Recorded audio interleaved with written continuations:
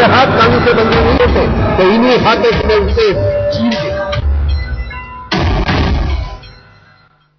आतंक के पांव जहां पड़ते हैं वहां एक तारीख तय हो जाती है। तारीख कोई भी ले लीजिए, अमेरिका में रहिएगा तो 9/11, भारत में आइएगा तो 26/11, और भी तारीख हाल ही में था 21/2। कितनी तारीखों का जिक्र कीजिए, लेकिन आतंक बिना दस्तक दिए बहुत खामोशी से आता है, लेकिन उसकी तबाही जिस मंजर के जरिए नजर आती है वो सिर्फ हृदय को नहीं आती है बल्कि पूरे देश को झकझोर देती है। याद कीजिए 26/11, और 26/11 अगर फिल्म के जरिए आपको देखनी हो तो आप क्या क्या नजर आएगा आपको?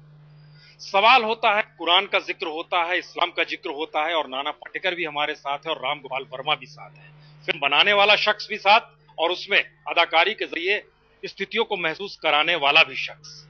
बात कुरान की हो, इस्लाम की हो, नाना, इस फिल्म को करते समय मेरे ख्याल से जहन में आपके कसाब भी होगा, पाकिस्तान भी होगा, इस्लाम भी होगा, और शायद जिहाद भी होगा। प्रमाण से जुड़े 26/11 की हर घटनाओं के बारे में केवल सच कहूंगा।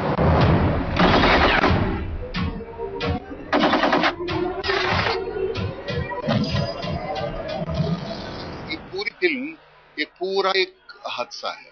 पूरी फिल्म आखिर के जो 10-15 मिनट है, जिसके लिए मुझे लगता है रामू ने ये फिल्म बनाई, वो एक दूसरे पर निर्भर है। उसका इम्पैक्ट जो आएगा आइसोलेशन में मैं कहूंगा तो मैं कह नहीं पाऊंगा। लेकिन मैं एक तेरा सवाल अलग तरीके से मैं जवाब दूंगा।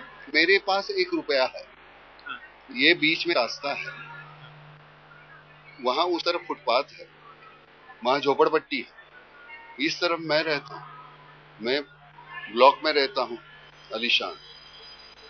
वहां भूखे बच्चे, मैं इसमें अपने बच्चे को छोड़ने जाता दरवाजे तक, गाड़ी आती है, गाड़ी में बिठाता हूँ, साफ सुथरे कपड़े पहना हुआ है, वो चला जाता है। वहां एक भूखा बच्चा है, नंगा है, नाक बह रही है, हड्डी निकल गई है, वो रो रहा है। यहां से मेरा फोकस शिफ्ट होकर वहां नहीं जाता। मेरा बच्चा जैसे ही गाड़ी में बैठता है, निकल जाता है, मैं अपने घर में घुस जाता हूँ। एक्चुअली हम दोनों में फर्क कितना है? तो हम दोनों में हालात का फर्क नहीं है, सिर्फ एक रास्ता है बीच में। जिस दिन वो चाहेंगे वो रास्ता पार करके इस फुटपाथ पे आ जाएंगे, तुम्हारे घर में घुस जाएंगे। तो तुम्हारी ये जिम्मेदारी बनती है कि आज तुम्हारे पास जो है उनके साथ बांटो। ये संदेश किसके लिए है? सभी के लिए। मुझे लगता है कि मैं वहां था एक दिन, मैं यहाँ आने के बाद मैं उसको मैं भूल नहीं पाऊंगा, क्योंकि मैं उसमें से एक हूँ। इस देश की राजनीति को आप समझते हैं, मुझे नहीं लगता है आपने आंख मूंद रखी है। नहीं, मैं किसके संदेश थे? सबके लिए, सबके लिए, सबके लिए। मैं पहले खुद को कहता हूँ, मुझे लगता है मुझे जेब जब है तो मेरी जिम्मेदारी है मैं अपने जेब में हाथ डालूं। मैं सच कहता हूँ, ये एक रास्ता पार करना बहुत आसान है। आंखें बंद करके 5 लाख लोग जमा हुए थे 26/11 के बाद मुंबई की सड़कों पर, और उनके भीतर उस वक्त जो आक्रोश था, उस आक्रोश को देखकर लग रहा था कि शायद बहुत बड़ा परिवर्तन हो जाए। उसके बाद धमाके रुके नहीं, आतंक रुके नहीं, स्थितियां जस की तस रही, सड़क पार होते रहे, लोग मरते रहे, तारीख तय होती रही। ऐसी फिल्मों से क्या निकलेगा? देखना, मेरे पास क्या है, मेरे पास एक ही माध्यम है, इस माध्यम के जरिए ही मैं कर सकता। पॉलिटिक्स में तो मैं जा नहीं सकता। आज एक मैं पार्टी ज्वाइन करूंगा, कल मुझे निकाल देंगे सच बोलूंगा तो, फिर दूसरी पार्टी, और 10-15 दिन में सब पार्टियां खत्म हो जाएंगी, फिर मैं वापस फिल्मों में आऊंगा। तो बजाय उसके मेरे पास तो माध्यम है। मैं आज एक 42 साल में इस इंडस्ट्री में हूँ। मुझे लगता है कि मैं अभी तक कुछ कर नहीं पाया। जब ऐसी फिल्में कोई करना चाहता है, मैं उसका हिस्सा बनता हूँ। मेरे पास ये इतना प्रभावी माध्यम है, मैं कुछ कहूँ, कुछ गुमराह है उनके साथ बात करूं। मुझे हो सकता है उसमें से एक बेटा मेरा हो, कल अगर वह आतंकवादी बन जाए तो मैं क्या करूंगा। तो ये है माध्यम जिसके जरिए मैं सभी मेरे जो बच्चे हैं उनके साथ बात करने की कोशिश करता हूं, और वो मौका मुझे मिला इस फिल्म के जरिए। And I am happy. बात बुरी है, ये फिल्म कोई ऐसी बात नहीं कि हम बार बार देखें और उसको हमको खुशी हो जाए, लेकिन मैं करूं क्या? मैं अपाहिज हूं, एक बाप होने के नाते, एक पुलिस होने के नाते, एक पॉलिटिशियन होने के नाते, एक नागरिक होने के नाते मैं अपाहिज। ना जो बात आप कह रहे हो उससे एक चीज तो निकल कर आ रही है कि शायद इस फिल्म में हकीकत परोसने की बड़ी कोशिश की गई है कि लोग दृश्यों को देखें और महसूस करे 26/11। देख कुछ ऐसा ही मैं कहता हूँ ये फिल्म देखने के बाद इसे 2-3 शो हम इसका एक दूसरा राम गोपाल जी, चूंकि आप ऐसे शख्स हैं जो 26/11 के बाद ताज में सबसे पहले कदम रखने वालों में आपने उस समय जो देखा, उस समय के मुख्यमंत्री विलासराव देशमुख की कुर्सी भी इसी वजह से चली गई। क्या ये आक्रोश इस देश ने देखा कि वो एक फिल्मकार को ले जा रहा है? ये देश आतंकवाद को लेके इसको भी नहीं महसूस करना चाहता, इसको बर्दाश्त करना नहीं चाहता। अब सोचिए इस देश में क्या मिजाज है। तो आपने उस दिन जो देखा वो दृश्य में नजर आ रहा है, या इस आक्रोश को दिखाने की कोशिश है कि देखिए मेरी वजह से मुख्यमंत्री की कुर्सी चली? यहाँ 2 पॉइंट है। ये मैं नहीं जानता कि ये तो स्पेकुलेशन थी कि किस वजह से गई, वो वाइडली रिपोर्टेड एस्पेक्ट है। एक पॉइंट ये है कि मैं बार बार 4 सालों में कई बार इसे एक्सप्लेनेशन दे चुका हूँ कि अगर 3 दिन से मीडिया दिखा रही कि कितना डिटेल में जो भी उधर हो रहा है, और मैं एक 30-40 लोग ग्रुप में मैं एक था, और मीडिया की स्पेकुलेशन उस वक्त थी कि इसलिए कि मैं डायरेक्टर हूँ, रितेश एक एक्टर है, विलासराव जी ने फैसिलिटेट किया विजिट को, इसलिए कि मैं रितेश को कास्ट कर रहा हूँ। मेरा सवाल यह था कि अगर पुलिस खुद नहीं जानती है कि क्या वो इन्वेस्टिगेशन भी पूरी तरह चालू नहीं हुआ कि कौन कौन है, क्या हुआ, कैसे हुआ, वो सब, और जब कोई कुछ नहीं जानता उसके ऊपर फिल्म कैसे बन सकती है? एक पॉइंट है। दूसरा पॉइंट, मैं रितेश को टेररिस्ट के रोल में डालूंगा या कॉप के role, there is no reason for that. फिर मैं समझ सकता हूँ उस वक्त उस जैसे इमोशनल स्टेट जो है थी मीडिया में, जो पब्लिक में या किसी और कंसर्न पीपल में, सडनली एक फिल्म डायरेक्टर और फिल्म एक्टर को वहां देख के ऐसा एक फीलिंग आया, मैं समझ सकता हूँ। बट उस वक्त मेरा माइंड में एक फिल्म का यही रहता, सिर्फ एक मुंबईकर होने के नाते रितेश के दोस्त ने कहा मुझे अपॉर्चुनिटी मिला ऐसी जगह देखने के लिए, मैं बस उसके लिए उधर गया। लेकिन कब ये माइंड में आया मुझे कि एक 3 साल के बाद जो इन्वेस्टिगेशन खत्म हो गया, ट्रायल भी हो गया, और जो भी उसके बारे में हम जान सकते हो पब्लिक के डोमेन में आ गया, जैसे बुक्स की वजह से या जजमेंट कॉपी इंटरनेट के ऊपर है, और ये सब इंफॉर्मेशन में स्टडी करके what I felt as a film maker, I took one structure of it. अगर एक बॉम्बे पुलिस को हमने एक दोषी ठहराया उस वक्त, ठीक से काम नहीं कर सका, इंटेलिजेंस फेल्यूर है, जो भी रिस्पॉन्स करेक्ट नहीं था, सो आई फेल्ट मुंबई पुलिस का रिप्रेजेंटेटिव एक चाहिए। वो मैंने सोचा कि राकेश मारिया है, जो नाना पाटेकर उसका बेस कैरेक्टर के बेस का ऊपर गया है, और एक साहब है वो सर्वाइविंग टेररिस्ट है, उसके लिए वो फेस बन गया 26/11 का जो भी, और बाकी रह गया मुंबई शहर, जो भी लोग उस वक्त उतना पैनिक में क्या करने की कंफ्यूजन विच दे हैड। ये तीनों चीज मैं जोड़ के just wanted to recreate the trauma of that night से, ये आइडिया मुझे 3 साल के बाद आया। आपके जहन में उस दिन उस वक्त कुछ भी नहीं था? कुछ भी, absolutely blind, because it was too shocking for me to think of in any terms. कोई भी रीजनेबल आदमी वो ये जानेगा कि उसके ऊपर बहुत नॉलेज चाहिए अगर फिल्म बनाने की कोशिश करने के लिए। एक इंसिडेंट है, और मैं ये भी सवाल उस वक्त पूछा बहुत लोगों से, मैं क्या देख सकता था जो मीडिया नहीं दिखाई। मेरा एक सवाल था, मीडिया 3 दिन से कवर कर रही है, मैं क्या देख सकता था वैसा, आप इमेजिन करके बताइए मुझे।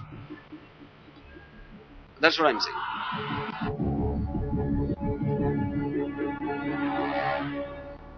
ये देखिए, ये जो चीज निकल कर आ रही है, भरोसा लोगों का फिल्मों में इस लिहाज से बिल्कुल नहीं है कि ये फिल्म जो बनाते हैं ये वाकई समाज से जुड़ने की कोशिश करते हैं, समाज को कुछ बताने की जद्दोजहद होती है, उसके पीछे प्रॉफिट एंड लॉस ही चलता है। ये लोगों के जहन में है बॉलीवुड की फिल्मों को लेकर।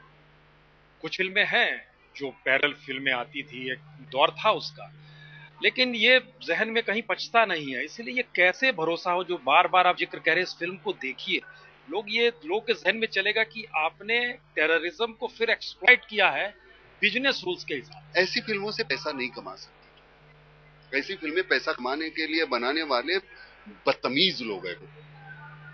ये फिल्म के जरिए तो कुछ कहना चाहते हो, एक वाकया है उसके जरिए कुछ कहना चाहते हो, और मुझे पूरा यकीन है तू देखेगा तो तू 100 लोगों को कहेगा कि जाके देखो यार कुछ कहा है उसने। और मुझे लगता है मैं कभी फिल्म प्रमोट, तुझे आज तक मैं आया फिल्म कहीं प्रमोट की है कोई?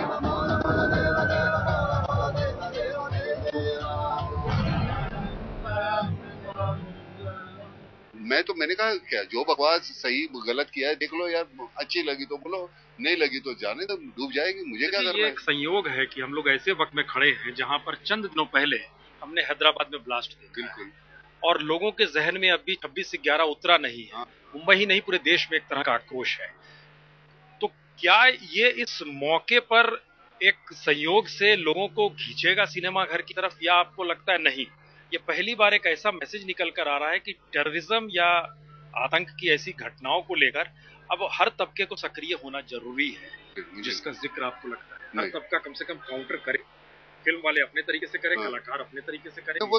वो तो वैसे ही करते आए हैं, लेकिन अभी मुझे लगता है कि हर एक, जैसे वही मेरी बात है कि तुमको उठना होगा। अब चुप मत बैठो यार, बोलो, रिएक्ट हो जाए। तुम्हें मालूम नहीं यार, कई बार यहाँ से बाहर निकलते हुए मैं रहूं ना रहूं, किसी को मालूम नहीं। शाम को घर जाओगे, तुम्हें मालूम है बीवी को, मतलब ये कोई जिंदगी है? तो मुझे इसका हल हमको ढूंढना ही होगा। और मेरे पास क्या है, दूसरा चारा क्या है? एक कैमरा के अलावा मेरे पास है क्या? मेरे हाथ कानून से बंद नहीं होते, तो इन्हीं हाथ से मैं उसे एक फिल्म थी जिसमें बार बार जिक्र करते थे कि पावर यहाँ होती है, याद है आपको? हाँ, प्रहार में वो कहती है, बच्चा कहता है कि कितनी ताकत है, तो ताकत यहाँ नहीं, ताकत यहाँ होती है। और वही है। और उस फिल्म में धीरे धीरे एक ऐसी व्यवस्था की तरफ ले जाना चाहते हैं जहां पे लगता है कि नहीं, देश जो है तभी चल सकता है जब सेना चीजों को संभाले, सेना मिलिट्री के हाथ में चीजें आ जाए। मुझे नहीं मालूम, मुझे लगता है कि जब तक तेरे लिए मुझे भरोसा ना हो, मेरे लिए तुझे न भरोसा हो, सेना लाओ और भी कुछ लाओ, तो नहीं हो सकता। अगर मेरे हाथ कानून से बंधे नहीं होते, तो इन्हीं हाथों से मैं उसे चीर दे।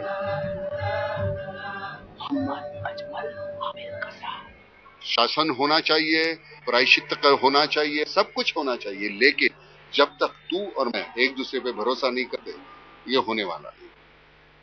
पहले तो हमारे एक तेरे घर में कुछ पकता था, एक कटोरी मेरे घर में आती थी, अब क्यों बंद हो गया? वो कटोरी क्यों बंद?